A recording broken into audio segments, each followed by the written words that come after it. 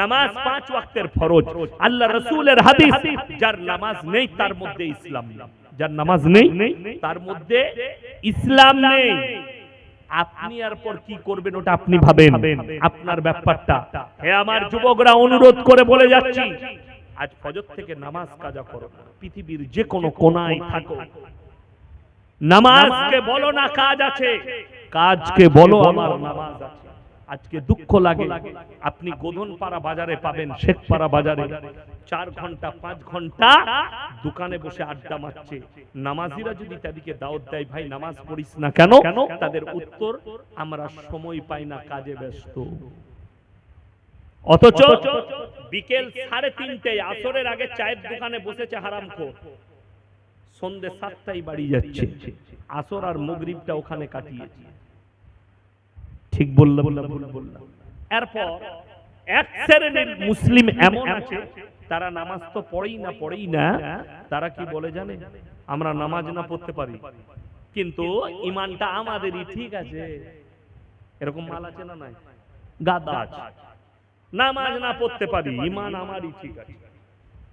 যদি এরকম ব্যক্তি এই জলসার ময়দানে থাকেন, কিংবা আমার আওয়াজ তাদের কানে পৌঁছাচ্ছে, কান খুলে শুনলেন, তারা কত ভয়ানক ভাবে জাহান্নামে প্রবেশ করবে। কিয়ামতের দিনে দুটো রাস্তা, একটা জান্নাতের, একটা জাহান্নামের রাস্তা। জাহান্নামীরা জাহান্নামের রাস্তায় চলতে শুরু করবে, জান্নাতীরা জান্নাতের রাস্তা। কোরআন বলছে এই জান্নাতীরা তাদেরকে দাঁড় করাবে কি বলে, ফি জান্নাতি ইয়াতাসাআলুনা আনিল মুজরিমিনা মা সালাকাকুম ফি সাকার। হে জাহান্নামী ভাইয়েরা দাঁড়াও, তোমরা কেন সাকার নামক জাহান্নামে প্রবেশ করছো? তারা 1 নম্বর উত্তর দেবে, ক্বালু লাম নাকু মিনাল মুসাল্লিন, আমরা নামাজি মুসল্লিদের মধ্যে ছিলাম না। এটা 1 নম্বর উত্তর। এরা বলবে, তোমরা তো বলতে আমরা ভালো লোক, তোমরা বলতে ভদ্র লোক, আজকে জাহান্নামে যাচ্ছ। তাদের 1 নম্বর উত্তর হবে, ক্বালু লাম নাকু মিনাল মুসাল্লিন, আমরা নামাজি মুসল্লিদের মধ্যে ছিলাম না।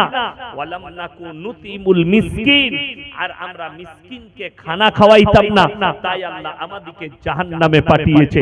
আমার বন্ধুগণ, সবাই হাত তুলে বলুন, আমরা 5 ওয়াক্তের নামাজি হব। হাত তুলে বলুন তো ইনশাআল্লাহ। এই জোরে একবার বলুন ইনশাআল্লাহ। নামাজ 1 ওয়াক্তের কাজা করবেন না, নামাজ ছাড়বেন না। আমার ভাই, আপনি যে মুসলমান, আপনার দিলকে জিজ্ঞেস করুন তো, যে আমার কাছে কমিটা কেমন আছে। সবাই আমরা যদি নিজের দিলকে জিজ্ঞেস করি, কমিটা জানতে পারবো না? পারবো না। আমি যুবক দিকে বলছি, তুমি কোনোদিন নামাজ পড়ো না, তুমি একদিন 5 ওয়াক্তের নামাজ পড়বে, আর একদিন তুমি হিসেব করবে যে আমি যে কটা দিন নামাজ পড়িনি আর যেদিনে নামাজ পড়লাম সেই দিনে আমার দিলেতে শান্তিটা বেশি, না যেদিনে নামাজ পড়ি নাই সেই দিনে শান্তিটা বেশি। তুমি বুঝতে পারবে। নামাজ পড়লে আপনার ভেতরে কনফিডেন্সটা বাড়বে। কিসের?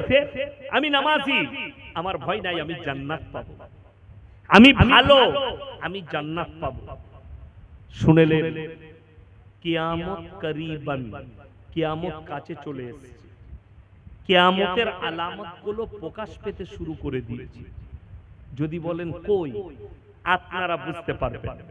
ছোট ছোট আলামতগুলো সব প্রকাশ পেতে শুরু করে দিয়েছে। নাম্বার 1, কিয়ামতের আলামত, আল্লাহর ঘর মসজিদ।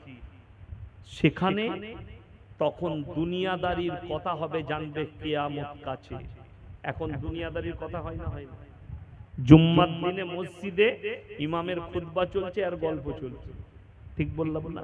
কিয়ামতের আলামত। নাম্বার 2, রাস্তাঘাটে নারী পুরুষ যখন গাধার মতো জিনা করতে লাগে। সাহাবীরা বললেন, ইয়া রাসূলুল্লাহ, এমনও কি দিন আসতে পারে যে মানুষ গাধার মতো জিনা করবে রাস্তায়? নবীজি বললেন, অবশ্যই কিয়ামতের পূর্বে ওই দিন আসবে। যাদের কাছে অ্যান্ড্রয়েড মোবাইল আছে, যাদের কাছে বড় মোবাইল আছে, যারা ফেসবুক আর ইউটিউব চালায়, টুইটার চালায়, তারা সবাই দেখতে পাচ্ছে যে ভারতের নয় গোটা পৃথিবীতে রাস্তাঘাটে গাড়ি দাঁড় করিয়ে কিভাবে রোডের উপরে জিনা চলছে। দামি দামি লোক রোডের উপরে তারা জিনা করছে, গাধার মতো, নারীকে গাধার মতো করে দিয়ে তাদের সঙ্গে মিলামিশা করছে। এটা রাসূলের হাদিস। নাম্বার 3, তোমরা বুঝতে পারবে সমাজে পরকীয়া যখন বেড়ে যাবে। এখন পরকীয়া বেড়েছে না বাড়েনি? পরকীয়া বেড়ে গেছে। ভারত সরকার তো লিগ্যাল করে দিয়েছে।